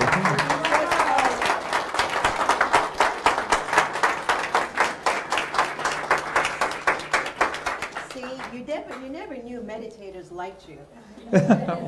See, that's a big cup of tea right there. I've been meditating ever since I was in college. Yay. And that's why you're smart. Well, I dated a young woman who introduced me to it, and our relationship didn't last, but the meditation lasted. And so I guess the relationship lasted in a way. You know, so. I am so glad, and I'm going to love being even your continued meditation teacher now. Love it. And you don't have to date me, by the way. So, all right. So do you accept jokes about meditation too? As long as they're clean. It's a clean joke. Do you know? Buddhist said to the hot dog vendor at the baseball game. I'm vegetarian. Well, that's I'll have to add that to it. No, the Zen Buddhist said to the hot dog vendor, "Make me one with everything." and then I think the end of the joke is then the Zen Buddhist gives $20 and is waiting for the change, and the hot dog vendor says, "Change comes from within."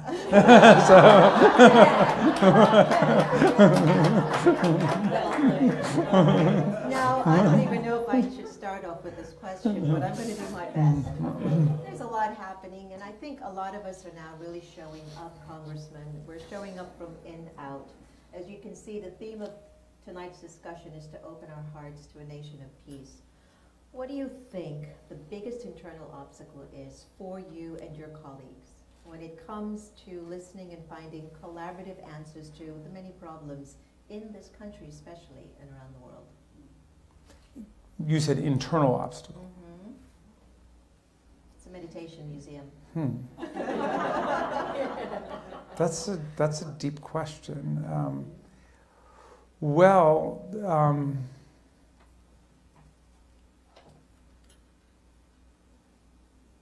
I suppose the deepest obstacle is people's suspicion that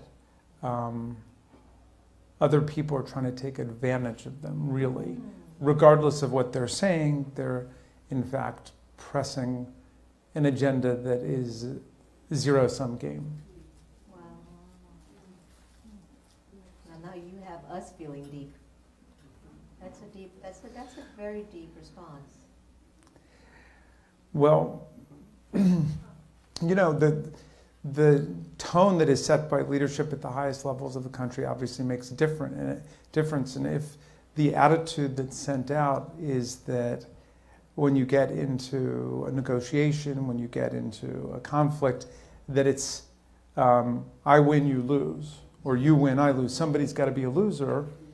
Then that attitude spreads, and we somehow have to restore people's understanding that the art of politics, the art of education, the art of humanity is that we can all win together. We can find ways that we can come from different perspectives, but work out solutions that benefit everybody. Sure. Thank you, that was great. If our political leaders opened their hearts and balanced those feelings with peace and wisdom, what do you think Congress would look like? It would look like the Democratic side of the aisle.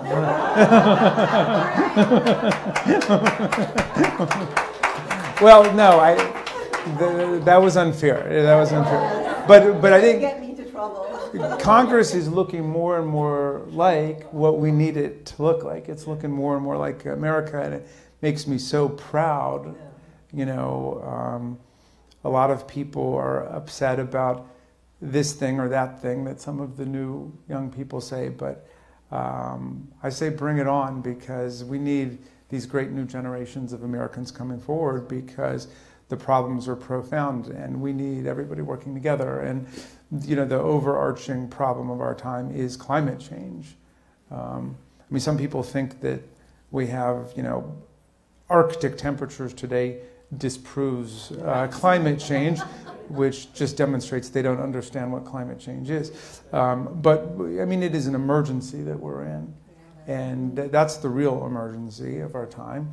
And if our brains worked better, if maybe we were more comprehensive and centered in our understanding, then we would be able to grasp the fact that we have destabilized the climate of our Earth, of our planet, and we're getting cataclysmic weather events and oceans rising and wildfires out of control in California, and the glaciers disappearing, and the polar bears are drowning because they're strong swimmers, but they're not inexhaustible, and the walruses are vanishing. They found mosquitoes up in the North Pole in the summertime, and there are very serious things taking place. And somehow we could view this as an opportunity to unify our country and unify the world around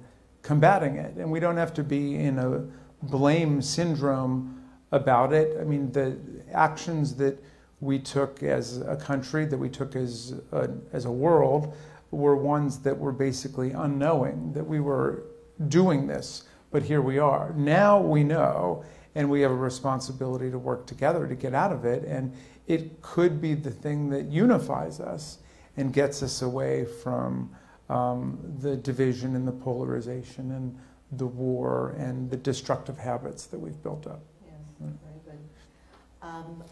Many years ago, I worked with one of the senior scientists at NASA, who was actually in charge of monitoring the global warming. And he made it very clear to me that it's a dire, dire urgency for us to really begin to pay attention to the fact that we need to do something with our planet. And so I think that when I saw that we were moving out of it, we were like, what? Why would you do that? And then it took me to another dimension that we each as individuals have to become responsible as well to be a partner in sustaining our planet. So it's not just at the high level. I really think it's also at an individual level. And I can go through a whole slew of things that we can do to save the planet, like meatless Mondays. I hope that didn't hurt anyone. Okay, it's just like meatless Mondays would be great. But now, what can we as citizens, Congressman Raskin, do to help our political leaders? Because we want to. We want to be there with you. Open our hearts to a nation of peace is about us saying we're here for you, but we want to know how. So what can we as citizens do to help our political leaders move away from conflict, find resolves, and not buy into the narrative of bullying, division, deceptiveness, and find more peaceful ways of finding solutions? So with the nation and the world watching, how can we be part of the solution and not part of the problem? So, well, you know, we got to think globally, act locally, right? And this has always worked for me. Those of you who are on my email list know that I constantly call upon the community for help in all these situations. And the government shutdown, I think we had the first rally in opposition to the government shutdown in America in the Silver Spring Civic Building, and then we had, you know, dinners. The one that Councilman Hucker called for Blair High School, and we did dinners with the American Federation of Government Employees and the small business people. My experience since the so-called Trump period began. I mean, I actually don't date it to January 20th, 2017. I don't know how many of you guys made it to the inauguration speech on that day. I couldn't make it myself, but I watched it on TV, and I would have enjoyed it in the original Russian better, I think. But no, for me, the period began the next day on January 21st with you know, the great Women's March on Washington, and yes, and we rented buses. We took everybody down on the buses, and I've been to all of the marches. I've been to the Women's March and the Science March. I made up a chant for each one of the marches. The Science March, we said, yes to science, yes to reason, no to... I thought it had a nice ring to it. But, you know, when we went to the Climate March, and we went to the airport protests, and the one that the young people called the March for Our Lives about gun violence. And so basically, my answer to your question is that the role of political leadership now is to help organize popular intervention in all of the critical issues of the day. So I just ask people to stay alert, stay vigilant, and sign up for my email list, and I promise you, you will never be lonely again. And we have your address to your email list? Yes, indeed. Do you want me to give it to them? Yeah. Just go to jamieraskin.com. Yeah. And then, I mean, that's the website. That's the website, and you can put in your stuff. We'll put you on the list. Yeah. It's beautiful. It's beautiful. By the way, we're being broadcast globally. Ah, well, that goes for all you guys out there. So, hello, global people. Well, you told us to think global and act local, so we're following your advice. Yes, well. We're here locally, but we're thinking globally. We're filming locally, but we're broadcasting globally. So. There we go. It gets better. So now I understand that there's a meditation group on the Hill. I also love my wonderful brother, Congressman Tim Ryan. Tim Ryan, yes, indeed. And do you see mindfulness or meditation as a positive path for your colleagues and those in the administration? And how can we get into the White House to begin to offer meditation? Well, that question is way beyond my pay grade and understanding. So I don't know how you get in the White House. I just hope you come back if you get there. But you know, it's a serious question because you know the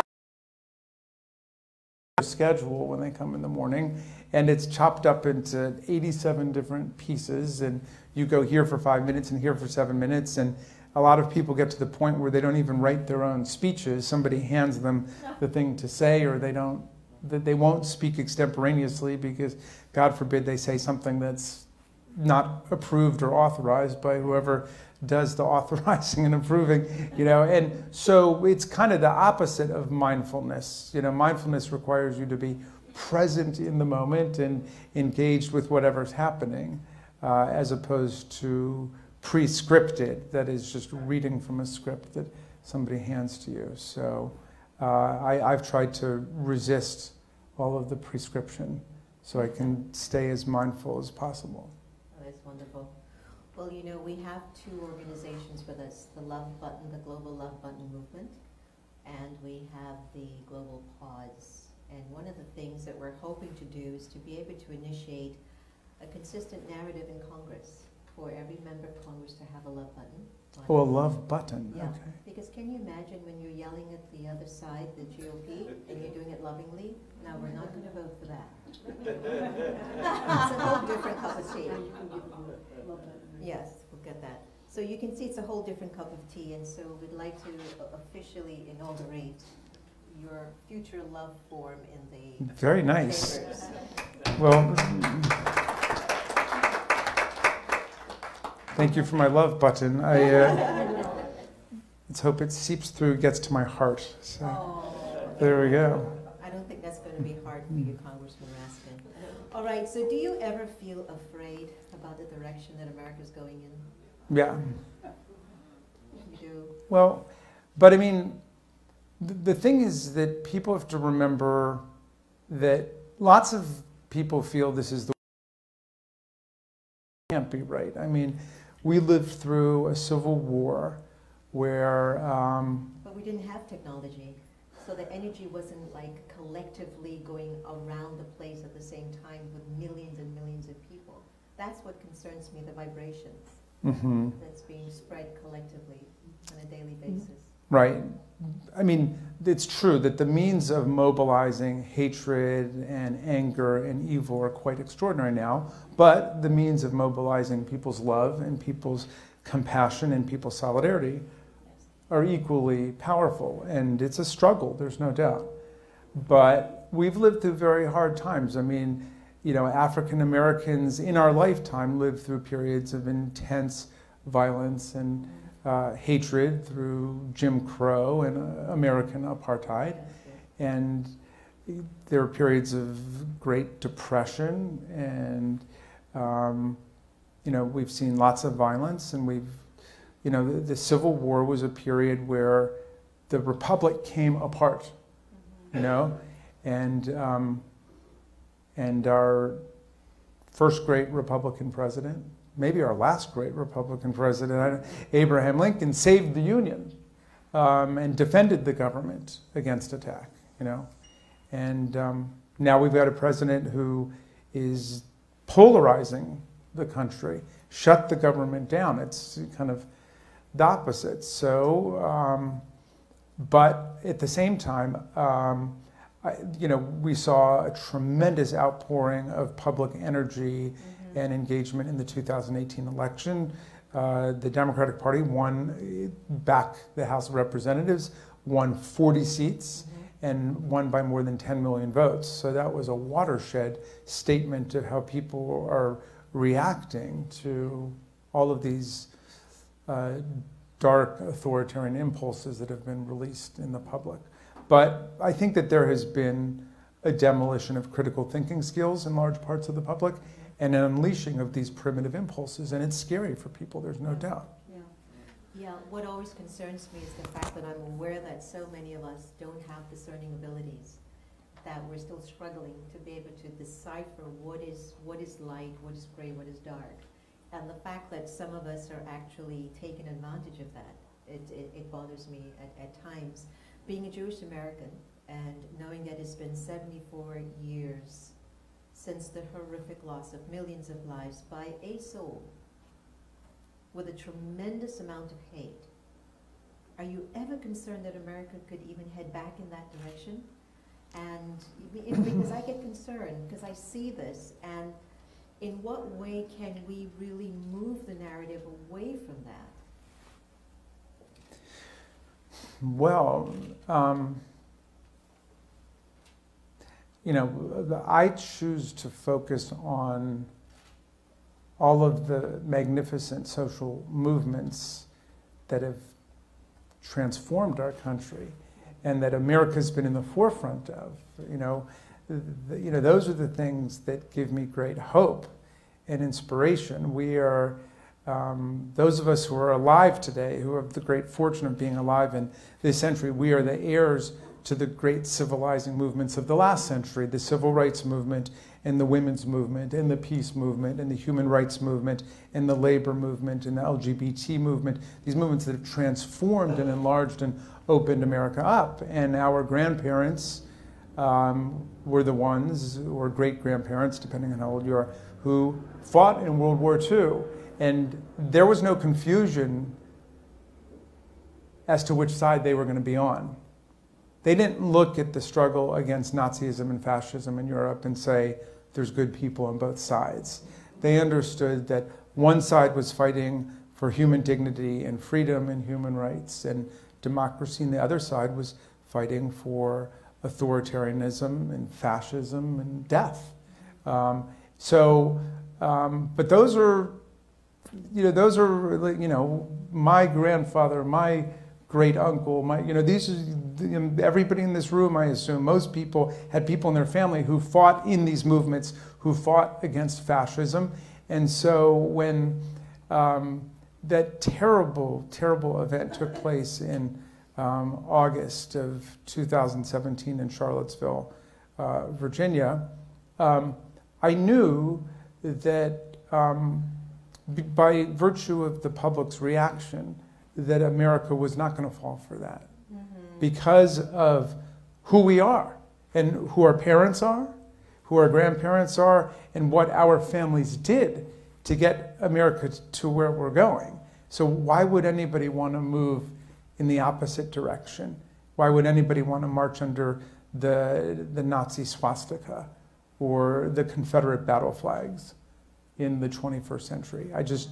I don't think they can get a majority of people to do it. Now, we've got some structural problems with the government, like the gerrymandering of our congressional districts, like the fact that the Senate gives massive disproportion to certain states over other states, like the Electoral College. Those are structural problems that we're going to have to deal with, but I do believe that the vast majority of the country thinks that America is this magnificent experiment in democratic self-government. It is the greatest multicultural immigrant society that's ever existed.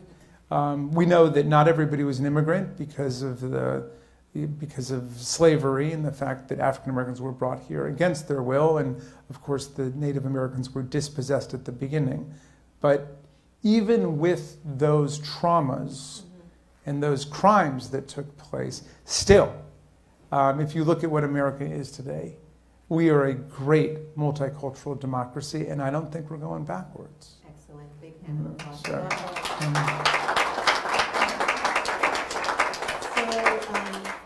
it takes me to asking you a mushy question. What does love mean to you? Oh, wow. Well, I think I once read something Dr. King answered about that, because, he distinguished among different kinds of love. That yes, agape. Agape is the love of fierce love. Fierce love, and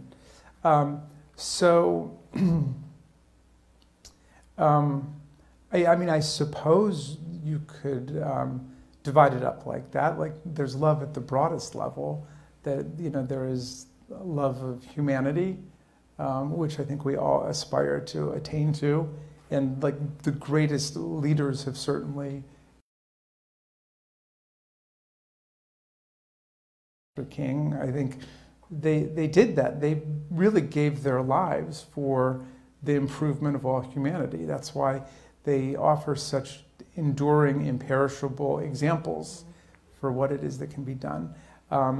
But Dr. King, he also knew, and I think Mandela talked about this too, that there's a huge trade-off in the life of somebody who lives like that. Mandela said, I didn't get to spend the same kind of time in the fine-grained love and attention with my children that I should have. I mean, he was away all those decades in prison because he refused to back down for freedom for his people. And I think, Dr. King in that last speech, before he was assassinated, and he talked about being in the mountaintop, and and he was not afraid of anyone. But he also he understood the price that he paid for that kind of leadership, and he said longevity is good, but longevity has its place, right? It has its place. He had to balance that in America and for social struggle, but that was a price that he and his family paid. Because he exposed himself like that. But all of the actions that we engage in on a daily basis, you know, with our brothers and sisters, our parents, our children, our friends, our neighbors. All of those can be expressions of really profound love.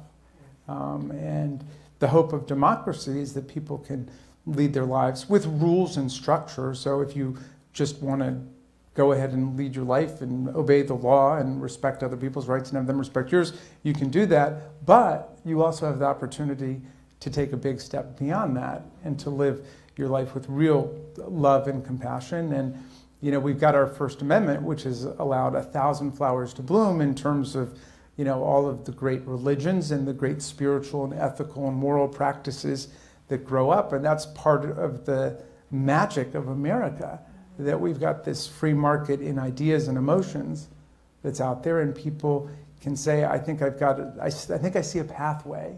Come with me and check it out. You know? I love that. So when you go to bed at night, when you wake up in the morning, and when you're driving in your car, when you're at the grocery, you're walking down the halls of the Capitol or going for a vote, what's your vision for an America that works for all? So the vision is actually not that far from what we have now, because I do think that, and you got to understand, I live in a subculture because I spend my time with crazy, passionate, progressive Democrats most of my life, you know. But I try to get out whenever I can, and obviously I've got 800,000 wonderful constituents in Montgomery and Frederick and Carroll County. But I think that the values of America, of the American people, are right where they need to be. I think that the principles of the American people are right where we need to be. But we're trying to throw off some old political structures and some old economic habits, like the carbon habit, that don't work for us anymore. The carbon paradigm, obviously it was part of incredible economic growth for the country, but it's killing us now. It's causing massive problems around the world. So we've got to break from the carbon paradigm. We've got to break from the carbon barons. When I first announced that I was going to run for Congress, I said, I'm not taking any money from big oil, from big gas, or big coal. Now, they didn't want to give me any money anyway, so it wasn't that big a deal, because they knew where I stood. But I wish that everybody would break from that, because we can't continue anymore in that direction. We need to invest in solar energy and wind energy and all of the renewable energies that are going to be the salvation of humanity in the age of climate change.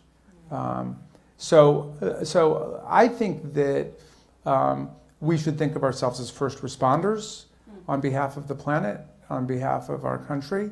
All of us should be first responders, and we should think about how we need to act responsibly and ethically to organize, to disengage from that way of doing things, and to get out of the carbon system, to get out of the war system, and to try to move into a different future. And I think that as a country, as a people, we are ethically and morally advanced enough to do it, but we got to get organized. Beautiful. Give it a big hand, Congressman Jamie Raskin.